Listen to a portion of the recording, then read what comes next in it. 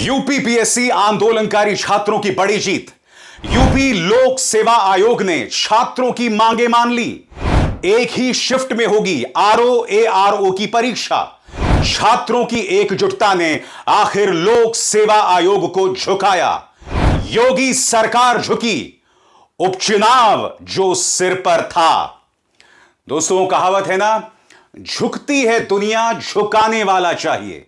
और यह तब होता है जब इस देश की जनता अपने लोकतांत्रिक अधिकारों को समझे।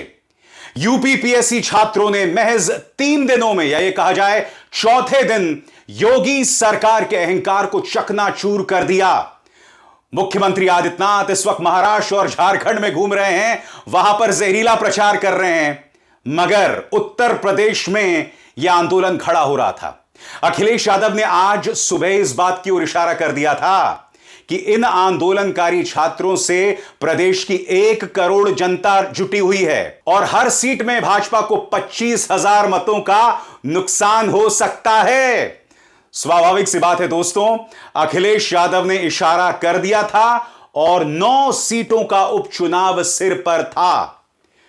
मगर मैं आपको बात स्पष्ट कर दूं, छात्रों के लिए आसान नहीं था।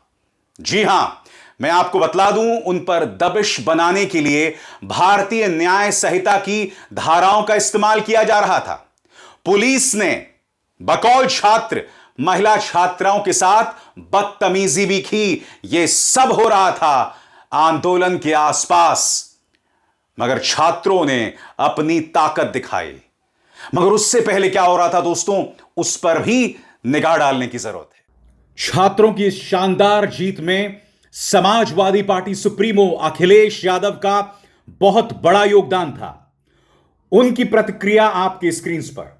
भाजपा सरकार को चुनावी गणित समझ आते ही जब अपनी हार सामने दिखाई दी तो वो पीछे तो हटी, पर उसका घमंड बीच में आ गया। इसीलिए वो आधी मांग ही मान रही है। अभ्यर्थियों की जीत होगी। ये आज के समझदार युवा हैं।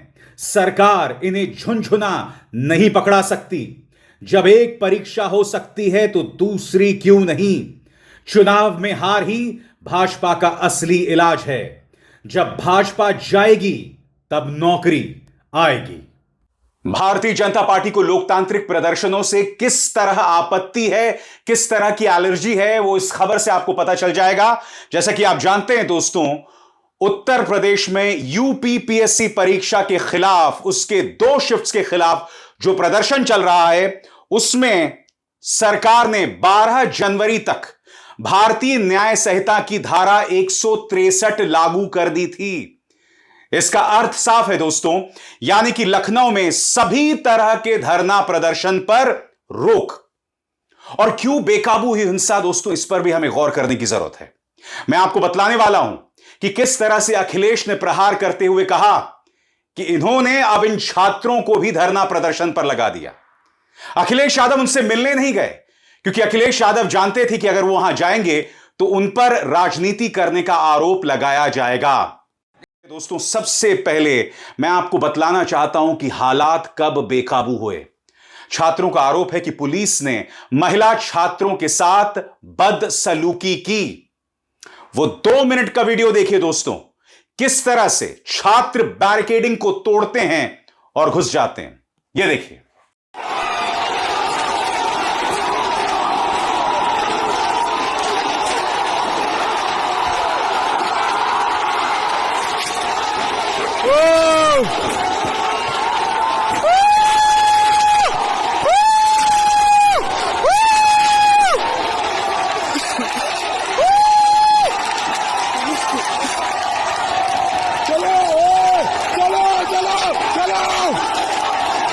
चलो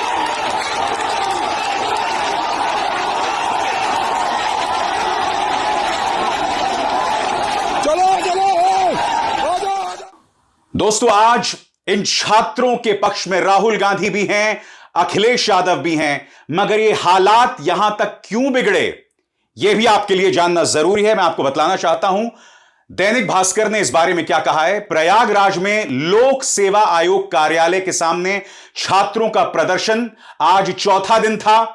गुरुवार सुबह प्रदर्शनकारी छात्रों और पुलिस कर्मियों में झड़प हो गई। पुलिसकर्मी सादी वर्दी में धरना दे रहे छात्रों को जबरन उठाने पहुंच गए। पुलिस को देखते हुए छात्र एक दूसरे पर लेट गए। छात्रों का कहना है कि पुलिस कर्मियों ने छात्राओं के साथ बदसलूकी की, गालियां भी दी। क्या इसलिए इन छात्रों ने इस तरह से बैरिकेडिंग को तोड़ दिया जो कि हम यहां पर देख रहे हैं? बात यहां नहीं रुकती। पुलिस की इस हरकत से छात्र भड़क गए। करीब 1 घंटे के अंदर 10,000 से ज्यादा छात्र आयोग के नजदीक पहुंच गए। पुलिस बैरिकेडिंग करके आयोग के रास्ते को सील करना चाहती थी। प्रदर्शनकारी छात्रों ने बैरिकेडिंग तोड़ दी। प्रदर्शनकारी छात्र आयोग के गेट तक पहुंच गए। पुलिस इस वक्त बैक फुट पर आ गई थी। दोस्तों, मैं आपको बतला दूं, इस मुद्दे पर अखिलेश यादव ने तल्ख तेवर अपनाए हैं। अखिलेश यादव कह रहे हैं कि छात्रों का काम पढ़ना लिखना है, मगर इस सरकार ने उन्हें भी आंदोलन में झोंक दिया। सुनिए वो क्या कह रहे हैं। जिस समय हम और आप लोग इस मैदान में एक दूसरे के सामने हैं, वहीं प्रयागराज में बड़ी संख्या में नौजवान आंदोलन कर रहे हैं और वो आंदोलन जो चला रहे हैं वो सभी पढ़े लिखे नौजवान हैं। वो नौजवान हैं जो कल अधिकारी बनेंगे। आज उस सरकार ने उन लोगों को भी आंदोलन में झोंक दिया है। वहीं मैं तमाम युवक युवतियों को बधाई देना चाहता हूं कि अपनी आवाज को बुलंद करने के लिए वो पीछे नहीं हटे। सरकार तमाम तरीके अपना रही है, लेकिन उसके बावजूद भी नौजवान आज धरने पर बैठ करके अपनी मांग को लेकर के सरकार को जगाना चाहते हैं, सरकार के सामने रखना चाहते हैं। अखिलेश यादव ने कहा कि मैं उनसे मिलने जाना चाहता था, मगर अगर मैं चाहता तो वहां पर सुरक्षा की एक और स्थिति उत्पन्न हो जाती। मेरी मौजूदगी से वहां हालात खराब हो सकते थे, इसलिए मैं नहीं गया। और फिर भारतीय जनता पार्टी इस मुद्दे पर मुझ पर राजनीति करने का आरोप लगाती। बकौल अखिलेश यादव, सरकार जानबूझकर पेपर लीक करवाती है। सरकार के इस एजेंडे में नौकरी, सौहार्द जैसी कोई चीज नहीं है। यह बार बार छात्रों के भविष्य के साथ खिलवाड़ कर रही है। सुनिए अखिलेश क्या कह रहे हैं। ये वही सरकार के लोग हैं जो लोग ये कहते हैं कि 1 नेशन 1 इलेक्शन। ये सरकार वो है जो कहती है 1 नेशन 1 इलेक्शन। लेकिन सोचिए, उत्तर प्रदेश में एक चुनाव नहीं करा पा रहे हैं। चुनाव तो छोड़िए, जो हमारे छात्र नौजवान हैं उनकी परीक्षा भी नहीं करवा पा रहे हैं। जो लोग कहते हैं एक इलेक्शन पूरे देश में एक साथ हो जाए, वो हमारे नौजवानों की परीक्षा भी नहीं करा पा रहे हैं। लेकिन हम जानते हैं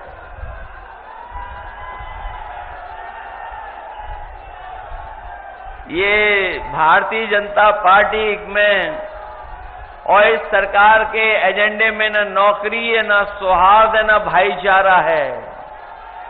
इनका कार्यकाल देख लीजिए, इनके एजेंडे में नौकरी नहीं है, इनके एजेंडे में सौहार्द नहीं है। और अभी तक तो न जाने कितने हम लोगों ने घटनाएं देखी होंगी जहां पर इन्होंने युवाओं के भविष्य का धोखा करने का काम किया है। जिस समय लोकसभा का चुनाव था, आपको याद होगा, हम लोग ये बात जगह जगह कहते थे कि ये सरकार वो है जो पेपर लीक जानबूझ करके कराती है। और पेपर लीक इसलिए सरकार कराती थी क्योंकि नौकरी इनके एजेंडे में नहीं थी। दोस्तों, जिस तरह का टकराव हुआ था पुलिस और छात्रों के बीच, छात्र जैसे कि लगातार आरोप लगा रहे थे कि महिला छात्रों के साथ पुलिस ने बदसलूकी की, गालियां भी दी। इस पर अखिलेश के साथ साथ राहुल गांधी भी छात्रों के साथ आ गए हैं। राहुल गांधी का बयान आपकी स्क्रीन पर। प्रयागराज में प्रतियोगी छात्रों के साथ यूपी सरकार और उत्तर प्रदेश लोक सेवा आयोग का रवैया बेहद असंवेदनशील और दुर्भाग्यपूर्ण है। नॉर्मलाइजेशन के नाम पर गैर पारदर्शी व्यवस्था अस्वीकार्य है और एक पाली में परीक्षा की छात्रों की मांग बिल्कुल न्यायपूर्ण है। शिक्षा व्यवस्था को ध्वस्त करने में जुटी भाजपा सरकार की अक्षमता की कीमत आखिर छात्र क्यों चुकाएं? पढ़ाई करने वाले छात्रों को सड़क पर लड़ाई करने को मजबूर कर दिया गया है और अब उनका पुलिस के जरिए उत्पीड़न किया जा रहा है। अपने और अपने परिवार के सपनों को पूरा करने के लिए घर से दूर रहकर साधना कर रहे युवाओं के साथ यह अन्याय हम स्वीकार नहीं करेंगे। हम प्रतियोगी छात्रों की मांग का पूरी तरह से समर्थन करते हैं। उनके लोकतांत्रिक अधिकारों को तानाशाही से नहीं दबाया जा सकता। दोस्तों, जाहिर सी बात है, 3 दिनों तक जो प्रदर्शन शांतिपूर्ण चल रहा था, 3 दिनों तक जिन छात्रों ने पुलिस के हाथ से लाठियां खाई, आखिर क्या वजह थी कि उन छात्रों को इस तरह से बैरिकेडिंग तोड़ना पड़ा? अब यह वीडियो मैं आपको दिखा रहा हूं एक बिल्कुल दूसरे एंगल से। आप देख सकते हैं, यह वीडियो जो है बिल्कुल बैरिकेडिंग के सामने से लिया गया है। इसमें आप देख सकते हैं किस तरह से छात्र बैरिकेडिंग को तोड़ के जो हैं वो सामने आ रहे हैं। स्वाभाविक सी बात है, जो सरकार बीएनएस की धारा 163 लगा दे, जिसके अंतर्गत धरना प्रदर्शन पर पूरी तरह से रोक है, वो लोकतांत्रिक तरीकों से शांतिपूर्ण प्रदर्शनों के खिलाफ है। दोस्तों, अखिलेश यादव ने कहा है कि यह भारतीय जनता पार्टी सरकार की महाभूल है। बकौल अखिलेश यादव आपकी स्क्रीन पर। भाजपा की अहंकारी सरकार अगर यह सोच रही है कि वो इलाहाबाद में यूपीपीएससी के सामने से आंदोलनकारी अभ्यर्थियों को हटाकर युवाओं के अपने हक के लिए लड़े जा रहे लोकतांत्रिक आंदोलन को खत्म कर देगी, तो यह उसकी महाभूल है। आंदोलन तन से नहीं, मन से लड़े जाते हैं और अभी तक वो ताकत दुनिया में नहीं बनी जो मन को हिरासत में ले ले। और कहीं ना कहीं अखिलेश यादव इसके जरिए भारतीय जनता पार्टी सरकार को गणित की ताकत भी समझा रहे हैं, संख्या गणित की ताकत भी समझा रहे हैं। अखिलेश यादव का यह बयान आपके स्क्रीन पर, जो भारतीय जनता पार्टी के लिए चिंता पैदा कर रहा था, वो बयान, भाजपा अगर केवल चुनाव का गणित समझती है तो सुन ले, PCS, RO, ARO, lower subordinate जैसी अन्य प्रतियोगी छात्रों और उनके परिवार के लोगों को मिला लिया जाए तो यह संख्या लगभग 1 करोड़ होती है। अगर इस महासंख्या को लगभग 400 विधानसभा सीटों में भाग दें तो भाजपा के लगभग 25,000 वोट हर विधानसभा सीट पर कम होंगे। मतलब भाजपा दहाई के अंक में सिमट जाएगी और कहीं ना कहीं भाजपा का होश इस आंकड़े से उड़ गया है। यही वजह है कि भारतीय जनता पार्टी के किसी भी नेता का जो है वो आक्रामक बयान नहीं आया है। उल्टा deputy chief minister Keshav Prasad Maurya को यह कहना पड़ा कि छात्र की आवाज को सुनो। बड़ा प्रश्न और यह सवाल किया जाएगा दोस्तों, आखिर लोकतांत्रिक प्रदर्शनों से भारतीय जनता पार्टी को इतनी एलर्जी क्यों है? जब शांतिपूर्ण तरीके से कोई प्रदर्शन करता है तो उसकी नियत पर सवाल क्यों उठाए जाते हैं? यह क्यों कहा जाता है कि यह देश के खिलाफ है? यह क्यों कहा जाता है कि इसके पीछे अर्बन नक्सल है? यह क्यों कहा जाता है कि इसके पीछे समाज में अराजकता मचाने वाली ताकत है? तो आप क्या चाहते हैं कि एक आम इंसान अपने अधिकारों के लिए भी ना खड़ा हो, अपने वजूद की लड़ाई भी ना लड़े, और आप जैसा चाहते हैं, जिस तरह की कठपुतली उसे बनाना चाहते हैं, वो वैसा बनकर रह जाए? यह तो अपने आप में अति है और नाइंसाफी भी। मैं उम्मीद करता हूं कि भारतीय जनता पार्टी लोकतांत्रिक मूल्यों को समझे, क्योंकि यही सोच शाहीन बाग आंदोलन में भी दिखाई दी, यही सोच किसान आंदोलन में भी दिखाई दी, और यही सोच तब दिखाई दी जब हमारी महिला पहलवान भाजपा सांसद बृजभूषण शरण सिंह के खिलाफ प्रदर्शन कर रहे थे और तब उन्हें सड़कों पर दिल्ली पुलिस द्वारा घसीटा गया था और वो आज भी इंसाफ के इंतजार में है। अभिसार शर्मा को दीजिए इजाजत। नमस्कार।